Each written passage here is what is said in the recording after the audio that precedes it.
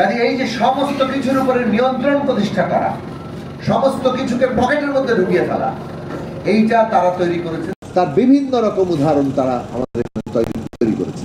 কত নিকৃষ্ট বিভৎস উপায়ে গুম খুন হয়েছে বিএনপি সহ এখানকার বিরোধী দলীয় রাজনৈতিক কর্মীরা, নাগরিকদের বিভিন্ন অংশের মানুষেরা, সাধারণ মানুষেরা, কারণ তারা ভয় উৎপাদন করতে চেয়েছে। এমন অনেক মানুষ গুম হয়েছেন, মনে হয়েছে যে এই মানুষটাকে কেন গুম করা হলো, এত গুরুত্বপূর্ণ তো সে নয়, এত ক্ষমতাধর তো সে নয়। তাকে গুম করা হয়েছিল যাতে সবার মধ্যে ভয় ছড়িয়ে পড়ে, সাধারণ মানুষ ভয়ে কুঁকড়ে যায়, এই ফ্যাসিবাদকে উপড়ে ফেলবে এইরকম কোনো সাহস যাতে সে দেয়। সুতরাং ভয়ের রাজত্ব মামলা দিয়েছিল যাতে বিরোধী তারা স্যাবোটাজ করেছিল, যেটা নুরুল হক নুরও এখানে বললেন। 28 বিচার বিষয়টি এই কারণে আমাদের নতুন যাত্রার জন্য অত্যন্ত গুরুত্বপূর্ণ। কিন্তু বিচার কেমন? সিলেক্টিভ বিচার, ন্যায় বিচার নয়। এই সরকারের সেই দিকগুলো খেয়াল রাখা দরকার যে বিচার ন্যায় বিচারের জায়গায় নেই। অনেক ক্ষেত্রেই বিচার চলে যাচ্ছে মবের হাতে। মানুষের ন্যায় বিচার পেতে হলে আগে মব, কোথাও কোথাও অন্যায় শিকার হচ্ছে, আমার জমি দখল হয়ে যাচ্ছে, মব তৈরি করতে পারলে, তাকে অমুকের দোষর প্রমাণ করতে পারলে, তাইলে যদি কিছু পারা যায়।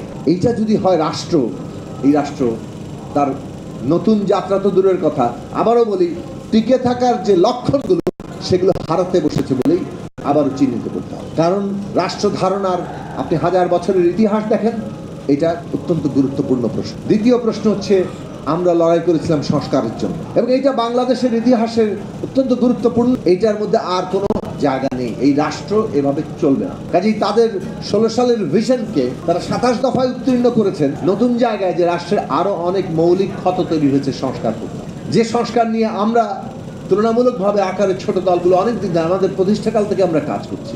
যে বাংলাদেশকে যদি আবার এগোতে হয় তাহলে এই রাষ্ট্র ব্যবস্থার সংস্কার করতে হবে। অভ্যুত্থান এই সংস্কারের আকাঙ্ক্ষাকে আরো গভীর করেছে। আমাদের ছাত্ররাও যারা এই আন্দোলনে অগ্রণী ভূমিকায় ছিল, তারাও এটা গ্রহণ করেছে। ফলে সব দিক থেকে আমাদের কাছে মনে হয়েছে যে একটা নতুন জাতীয় উপলব্ধি তৈরি হয়েছে। কিন্তু এই দুঃখজনক ব্যাপার দাঁড়ালো যে অভ্যুত্থানের পরে সংস্কারের আকাঙ্ক্ষা তৈরি হয়েছে, কিন্তু যখন নির্বাচনের প্রসঙ্গটা বলা হলো তখন অনেকেই নির্বাচন আর সংস্কারকে একটা মুখোমুখি দাঁড় করিয়ে দিতে চাইল। মনে হলো যেন নির্বাচনটা খুব খারাপ বিষয়, আমরা এই সংস্কার করে ফেলতে পারবো। এবং এই চিন্তা আসলো কিছুটা কতগুলো ধারণা থেকে, এবং সেই ধারণা অনুমান পরবর্তীতে এখন এসে আমরা বুঝতে পারছি এগুলো আসলে রাজনৈতিক স্বার্থ। অর্থাৎ আমার দল কি ধরনের বয়ান তৈরি করলে, কাকে কিভাবে চিহ্নিত করলে অমুক দল সংস্কার করবে না, এইরকম একটি জিনিস হাজির করে দিলে আমার দলের সুবিধা হয়। এই রাজনৈতিক প্রতিদ্বন্দ্বিতা শুরু হলো, যেখানে বাংলাদেশে একটা জাতীয় ঐক্য রক্ষা করা এই ট্রানজিশনের সবচেয়ে বড় কাজ ছিল।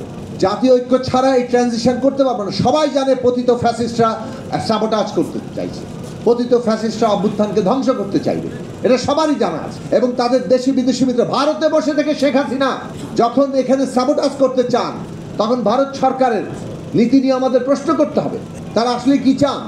কাজে এইটা খুবই স্বাভাবিক। তো